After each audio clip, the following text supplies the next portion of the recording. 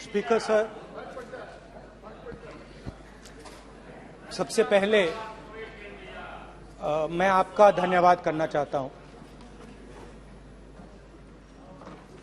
कि आपने मुझे लोकसभा में रीइंस्टेट किया।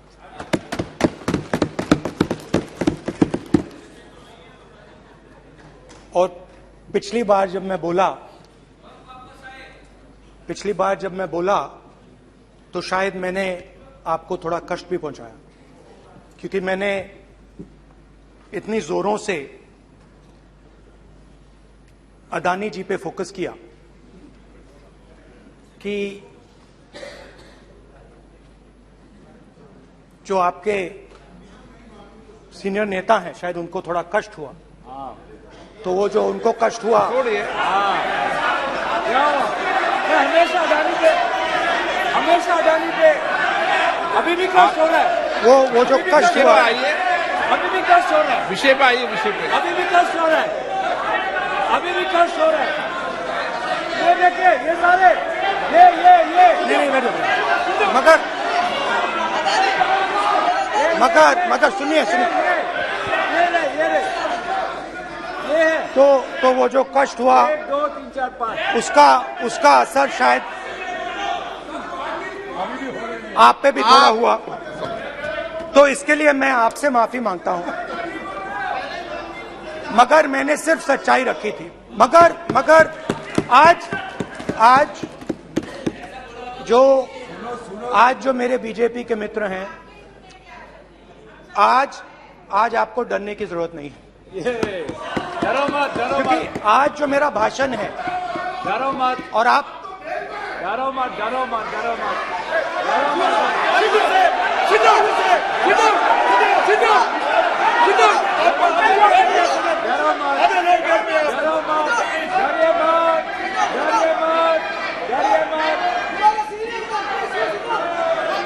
स्पीकर सर, अरे बैठे ब्रदर।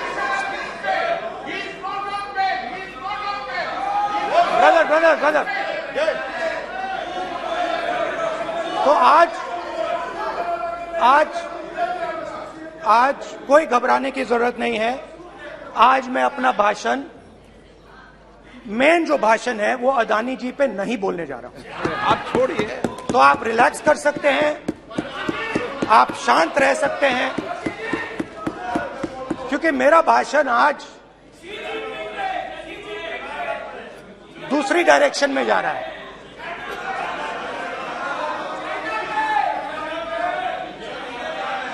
रूमी ने कहा था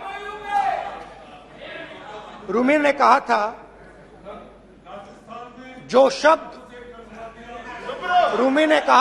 शब्द दिल से आते हैं वो शब्द दिल में जाते हैं। तो आज मैं दिमाग से नहीं बोलना चाह रहा हूं, मैं दिल से बोलना चाह रहा हूं।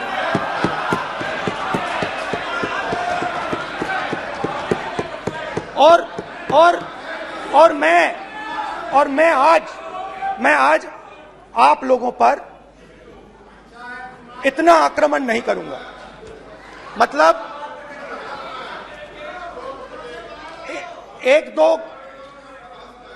एक दो गोले जरूर मारूंगा, मगर इतना नहीं मारूंगा। तो आप रिलैक्स कर सकते हैं। डरिए मत।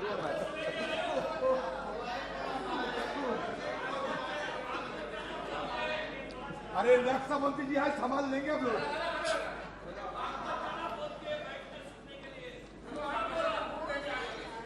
पिछले साल 130 दिन के लिए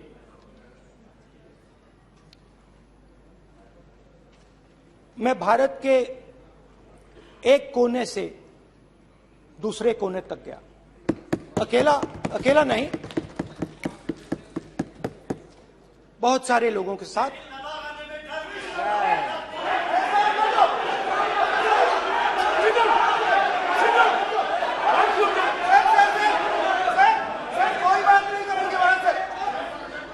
सर, ये हमारा टाइम खत्म करने का साजिश है। प्रधानमंत्री बोलेंगे ऐसे ही होंगे सर।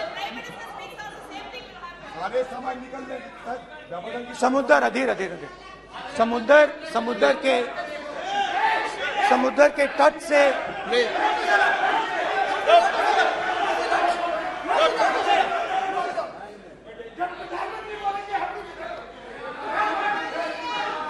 माननीय सदस्य प्लीज प्लीज ऐसे धमकाने का बात की मत बोलो यहाँ पे। यहाँ पे बोलिए,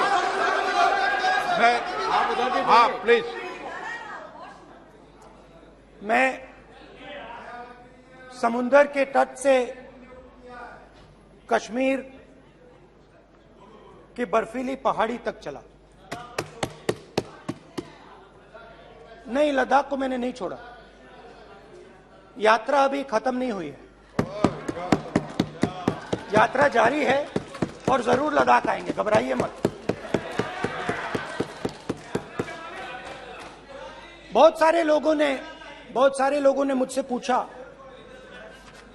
यात्रा के दौरान,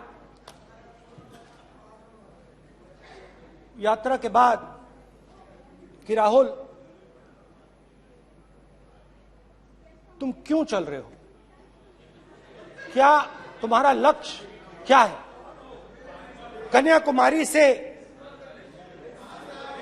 कन्याकुमारी से कश्मीर तक क्यों जा रहे हो। और जब वो मुझसे पूछते थे, शुरुआत में मेरे मुंह से जवाब नहीं निकलता।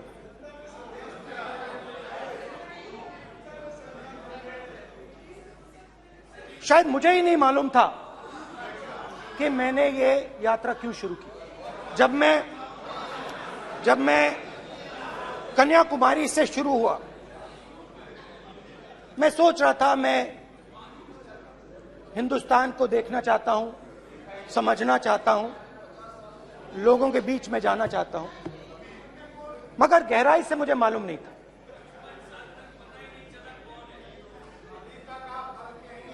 थोड़ी देर में मुझे बात समझ आने लगी।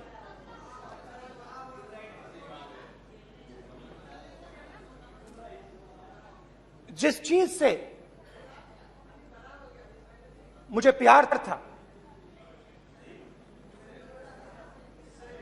जिस चीज के लिए मैं मरने को तैयार हूं, जिस चीज के लिए मैं मोदी जी की जेलों में जाने को तैयार हूं, जिस चीज के लिए मैंने 10 साल हर रोज गाली खाई, उस चीज को मैं समझना चाहता था।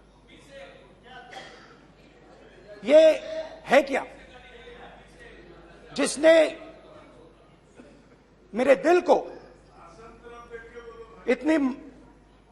भाई आप रनिंग कमेंट्री बंद करो, नहीं तो हम भी चालू करेंगे। सुनने का आप धैर्य रखो। जिस चीज ने मेरे दिल को इतनी मजबूती से पकड़ रखा था, उसको मैं समझना चाहता। शुरुआत में जैसे मैंने शुरू किया, सालों से मैं हर रोज 8-10 किलोमीटर दौड़ता हूं, तो मेरे दिमाग में था कि अगर मैं 10 किलोमीटर दौड़ सकता हूं तो 25 किलोमीटर चलने का क्या मतलब, कोई बड़ी बात नहीं। ये मैंने सोचा था। आज मैं उस भावना को देखूं तो वो अहंकार था कि मैं ये कर सकता हूं, ये कुछ नहीं है। तो मेरे दिल में उस समय अहंकार था।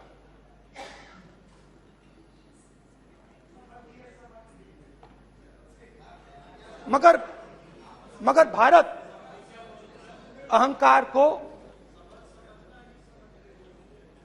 एकदम मिटा देता है, 1 सेकंड में मिटा देता है। तो हुआ क्या, 2-3 दिन में मेरे घुटने में दर्द शुरू हो गया। पुरानी इंजरी थी और जबरदस्त दर्द। हर रोज मैं उठूं और मेरे घुटने में दर्द, हर कदम में दर्द। तो पहले 2-3 दिनों में जो अहंकार था, जो मतलब भेड़िया जो निकला था, वो चींटी बन गई एकदम।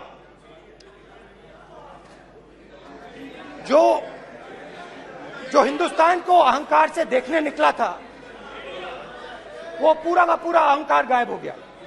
और रोज मैं डर डर के चलूं कि क्या मैं कल चल पाऊंगा। ये मेरे दिल में डर था। और जब भी ये डर बढ़ता था, कहीं ना कहीं से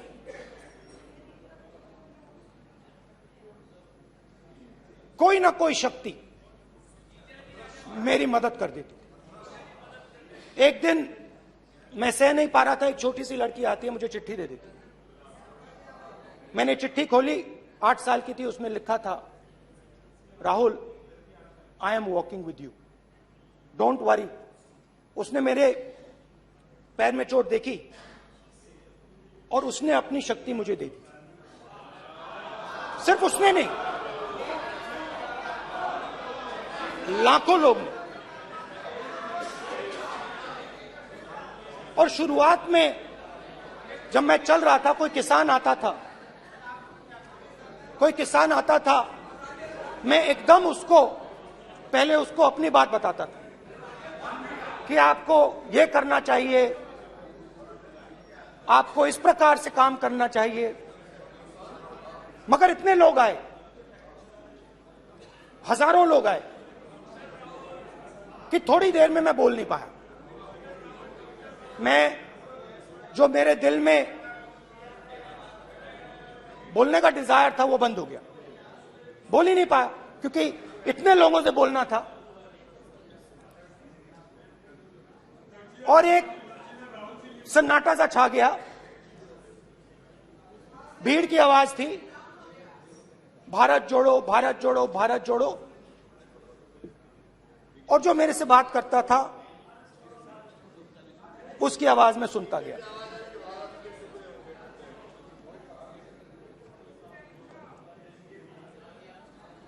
हर रोज सुबह 6 बजे से रात 7-8 बजे तक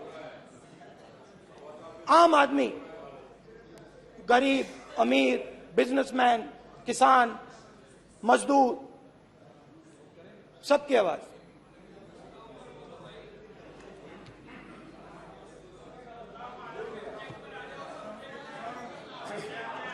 आ रहा हूं। आप कल से रुके, अब थोड़ा और रुक लो, 5-10 मिनट रुक जाओ। तो ये चलता गया, मैं बात सुनता गया। और फिर मेरे पास एक किसान आया, और किसान ने हाथ में रुई पकड़ी हुई थी, और उसने मुझे कहा, अध्यक्ष महोदय, उसने मुझे कहा, मेरी आंख में देखकर उसने मुझे अपना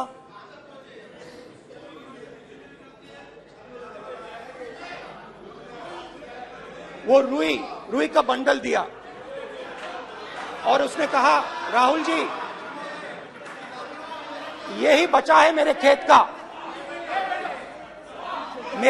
का, यही बचा है, और कुछ बचा नहीं है। मैंने उससे, जो मैं नॉर्मली सवाल पूछता था, भैया आपको बीमा का पैसा मिला, वो पूछा। बीमा का पैसा मिला, वो पूछा। और किसान ने मेरा हाथ पकड़ा। किसान मुझे कहता है कि नहीं राहुल जी, मुझे बीमा का पैसा नहीं मिला, हिंदुस्तान के बड़े उद्योगपतियों ने वो मुझसे छीन लिया। मगर इस बार बड़ी अजीब सी चीज हुई। जब मैंने किसान को देखा और वो मुझसे बोल रहा था, तो जो उसके दिल में दर्द था वो मेरे दिल में आया। जो उसके आंखों में शर्म थी जब वो अपनी बीवी से बात करता था, वो शर्म मेरी आंखों में आई। जब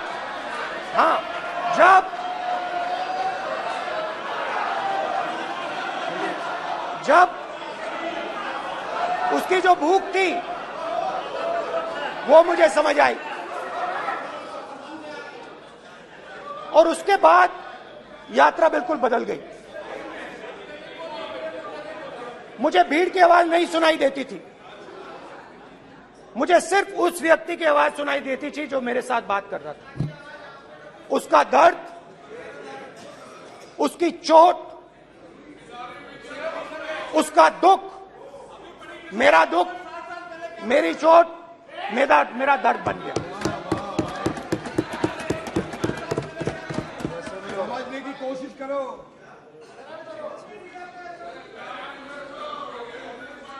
भाइयों और बहनों, लोग कहते हैं कि ये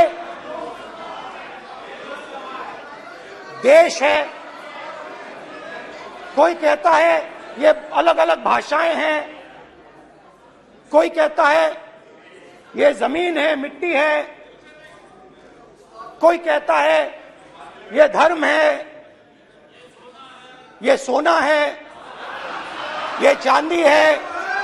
मगर भाइयों और बहनों, सच्चाई है कि ये देश एक आवाज है। ये देश सिर्फ एक आवाज है। ये देश, इस देश की लोगों की आवाज है। इस देश के लोगों का दर्द है, दुख है, कठिनाइयां हैं। और अगर हमें इस आवाज को सुनना है तो हमारे दिल में जो अहंकार है, हमारे जो डिजायर्स हैं, हमारे जो सपने हैं, उनको हमें परे करना पड़ेगा। जब हम अपने सपनों को परे करते हैं तब हमें हिंदुस्तान की आवाज सुनाई देती है, तब तक हिंदुस्तान की आवाज हमें नहीं सुनाई देती। अब आप कहोगे ये बात मैंने नॉन कॉन्फिडेंस मोशन में क्यों रखी? इसका क्या मतलब है कि भारत एक आवाज है, भारत लोगों का दुख है, भारत लोगों का कष्ट है, मुश्किलें हैं। क्योंकि भाइयों और बहनों,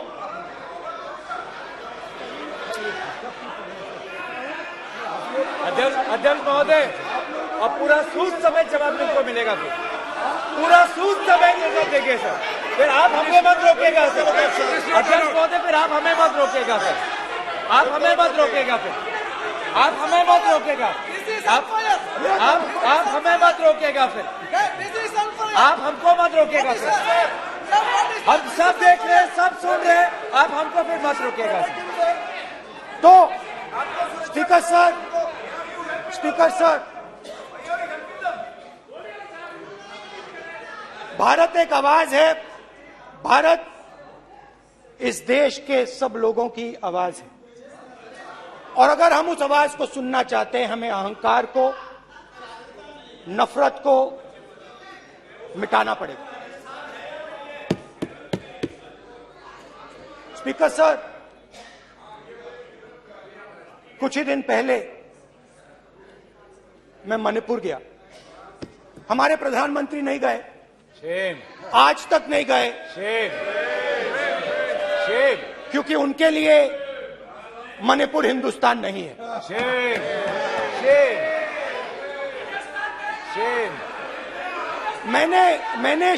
मैंने मणिपुर शब्द प्रयोग किया, मगर आज की सच्चाई यह है कि मणिपुर नहीं बचा है। मणिपुर को आपने दो भाग में कर दिया है। मणिपुर को आपने बांट दिया है, तोड़ दिया है। मैं मणिपुर में रिलीफ कैंप्स में गया। रिलीफ कैंप में आज जा रहा हूं,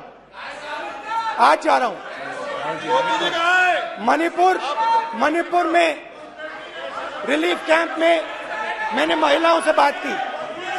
ठीक है सर, अब आप मत रोकेगा। It's not fair. आप हमको मत रोकेगा। You tolerate this all this. Sir, Don't allow this. पूरा टाइम No, देंगे। sit down. पूरा टाइम देंगे। Yeah. Why you all this hooligan? कल देखेंगे, कल देखेंगे, कल देखेंगे। बात नहीं करेंगे सर, प्रधानमंत्री की बात नहीं करेंगे सर ऐसे।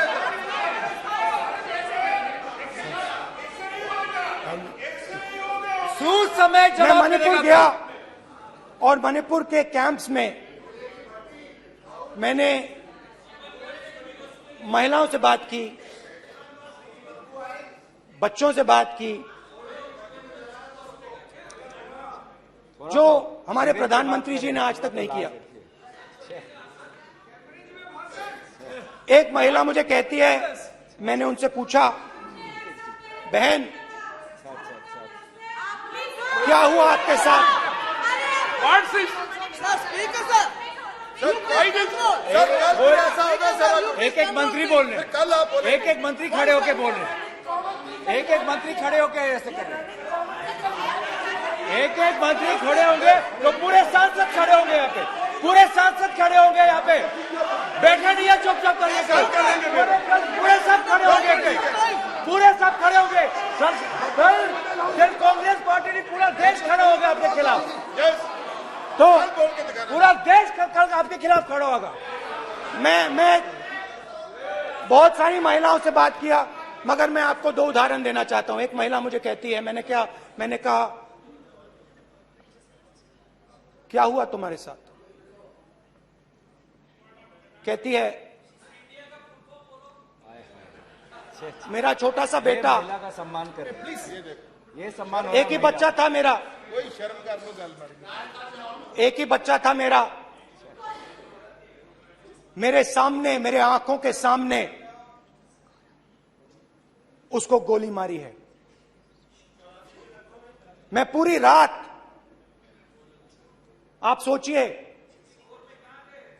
आप अपने बेटे के बारे में, बेटों के बारे में सोचिए, मैं पूरी रात उसकी लाश के साथ लेटी रही। झूठ नहीं, झूठ आप बोलते हो, झूठ मैं नहीं बोलता हूं। मैं पूरी रात उसकी लाश के साथ लेटी रही और फिर मुझे डर लगा, मैंने अपना घर छोड़ दिया, जो भी मेरे पास था वो मैंने छोड़ दिया। मैंने उनसे पूछा, कुछ तो लाई होगी? कहती है, नहीं, सिर्फ मेरे जो कपड़े हैं ये मेरे पास हैं। और फिर इधर उधर ढूंढती है और एक फोटो निकालती है और मुझे कहती है, यही मेरे पास अब बची है।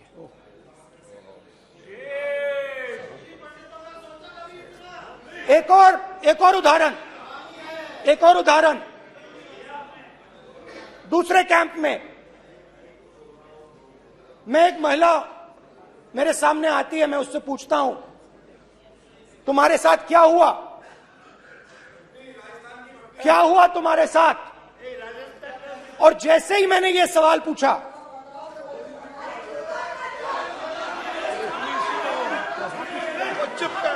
जैसे ही मैंने ये सवाल पूछा, आप महिला का दर्द नहीं सुन सकते, महिला का दर्द नहीं सुन सकते, महिला का दर्द सुनने का आपका धैर्य नहीं है, महिला का दर्द नहीं सुन सकते, महिला का दर्द नहीं सुन सकते। जैसे ही मैंने उससे ये सवाल पूछा, बैठो, जैसे सर, प्लीज सर,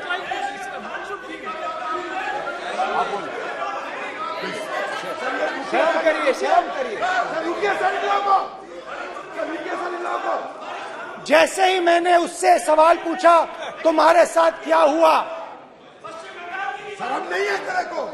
वैसे ही एक सेकंड में वो कांपने लगी। उसने अपने दिमाग में वो दृश्य देखा और वो बेहोश हो गई। मेरे सामने कांपती हुई बेहोश हो गई। तो ये मैंने आपको सिर्फ 2 उदाहरण दिए हैं।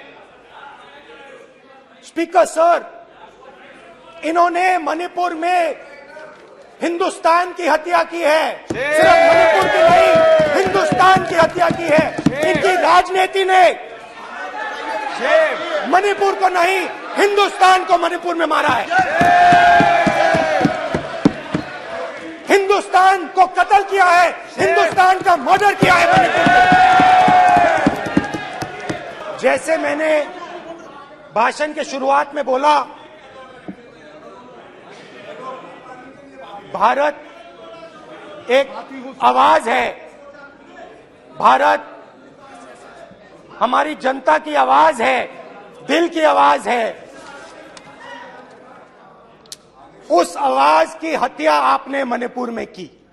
इसका मतलब भारत माता की हत्या आपने मणिपुर में की।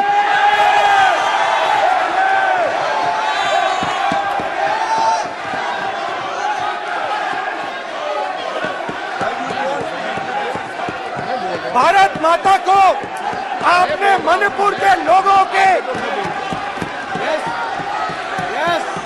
मारा, आपने मणिपुर के लोगों को मारकर भारत की हत्या की है। आप देशद्रोही हो, आप देशभक्त नहीं हो, आप देश प्रेमी नहीं हो, आप देशद्रोही हो। आपने देश की हत्या मणिपुर में की।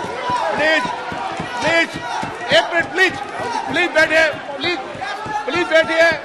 अब सवाल आप उठता है, बैठना चाहते नहीं बैठना चाहते, आप बैठना चाहते नहीं बैठना चाहते, इसीलिए आपके प्रधानमंत्री चाहते आप।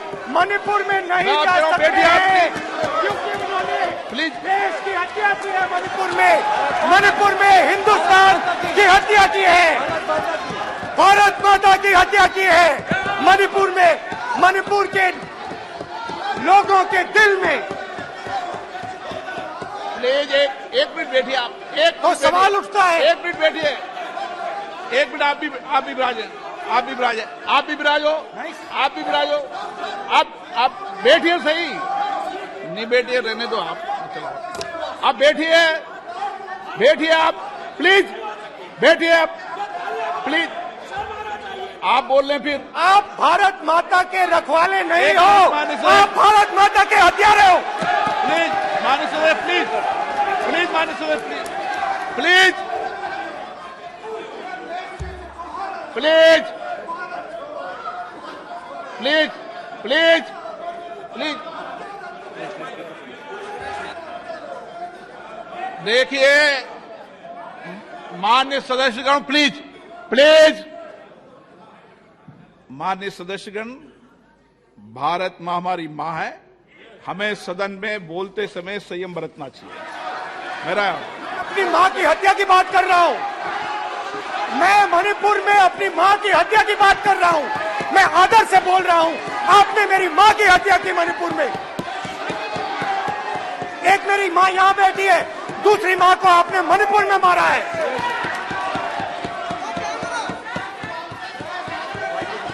और हर रोज जब तक आप हिंसा को बंद नहीं करोगे, तब तक आप मेरी मां की हत्या कर रहे हो। हिंदुस्तान की सेना मणिपुर में एक दिन में शांति ला सकती है, हिंदुस्तान की सेना का प्रयोग नहीं कर रहे हो, क्योंकि आप हिंदुस्तान को मणिपुर में मारना चाहते हो।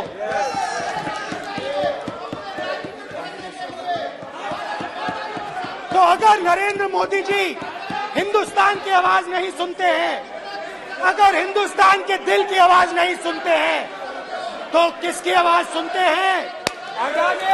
दो लोगों की आवाज सुनते हैं। प्लीज इसकी आवाज सुनते हैं, प्लीज माननीय सदस्य, इसकी आवाज सुनते हैं, माननीय सदस्य, और प्लीज। इसलिए सुनते हैं। नो ये गलत तरीका माननीय सदस्य, माननीय देख सदस्य, आपका लीजिए गलत तरीका है। अडानी जी के लिए मोदी जी ने क्या काम नहीं। किया है, देख माननीय लीजिए। सदस्य, आप ये पहले आपको और उसको ये लेकर बाद नहीं आए, में। गलत तरीका आपका। माननीय सदस्य, आपका गलत तरीका है, आप सीनियर सदस्य हैं, आप इस तरीके का व्यवहार सदन में मत करिए। आप बात करिए, लेकिन इस तरीके से पोस्टर लाना ये उचित नहीं है किसी तरीके से। रावण दो लोगों की सुनता था। रावण दो लोगों की सुनता था, मेघनाथ और कुंभकर्ण। वैसे ही नरेंद्र मोदी दो लोगों की सुनते हैं, अमित शाह और अडानी। भाई और बहनों, लंका को हनुमान ने नहीं जलाया था, लंका को रावण के अहंकार ने जलाया था। प्लीज माननीय सदस्य, आप संयमित बोले। आप ये सदन है, आप तरीके से बोलिए माननीय राम सदस्य। ने रावण को नहीं मारा था, रावण के अहंकार ने रावण को मारा था। आप पूरे देश में केरोसिन फेंक रहे हो, पूरे देश में आप केरोसिन फेंक रहे हो। आपने मणिपुर में केरोसिन फेंकी और फिर चिंगारी लगा दी। अब आप हरियाणा में कर रहे हो, पूरे देश को आप जलाने में लगे हो।